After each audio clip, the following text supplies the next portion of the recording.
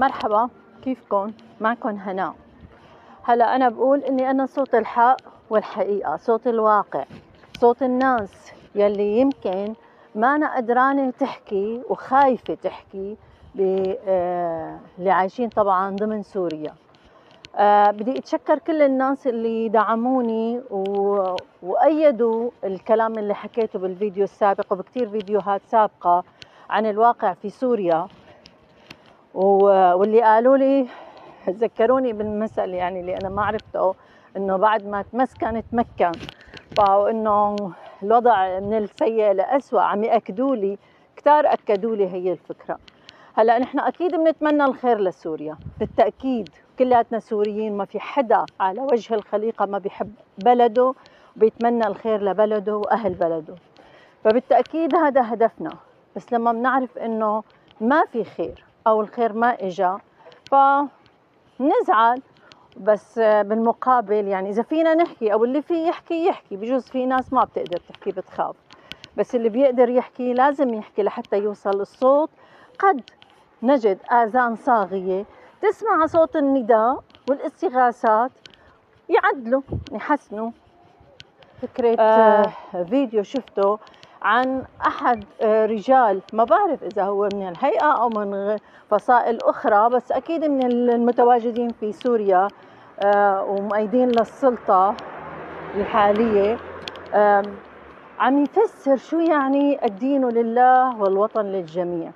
الدين لله والوطن للجميع، ومو عاجبته الفكرة، مو عاجبته. هلا رح خليكم تسمعوا انه شو هي يعني الدين لله، وانتم العلمانيين وانتم اللي بتطالبوا بالعلمانية والمدنية عم تقولوا الدين لله والوطن للجميع. لا، الدين مو لله والوطن للجميع، والوطن للجميع. أعوذ بالله من هذا الكلام، هذا كلام العلمانيين والملاحدة، يقولون أن الدين لله والوطن للجميع، كل شيء لله، الدين والدنيا لله.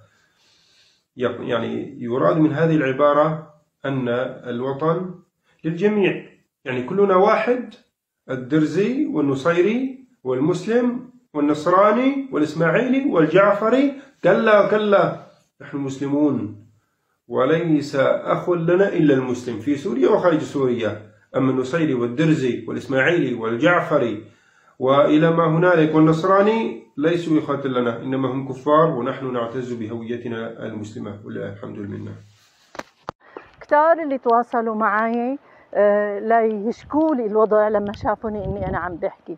هلا أنا لاني بطلة ولاني شجاعة ولا بعتبر حالي بطلة، أنا بعتبر حالي صوت الناس، وهي رسالتي المتمسكة فيها. سوريا بلدنا وبدنا إياها تكون الأفضل. حاولوا تسمعوا للناس وتخففوا وجعهم.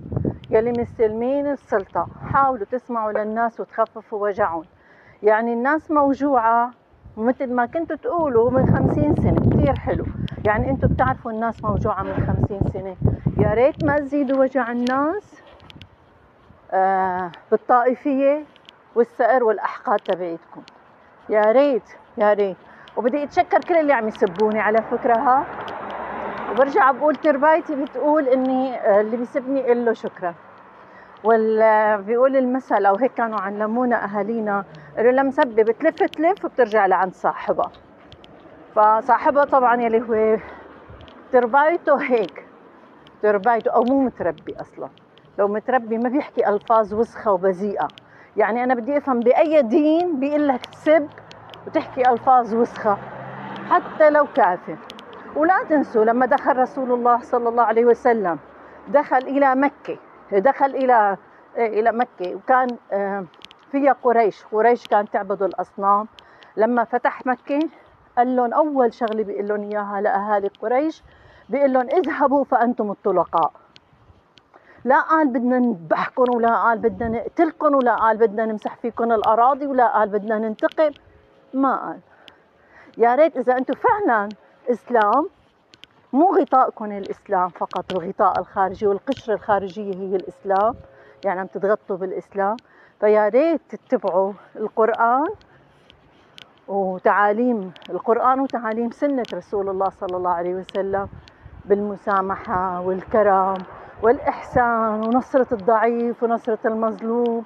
يا ريت نسمع صوت الناس. الدين لله والوطن للجميع، شاء من شاء وأبى من أبى.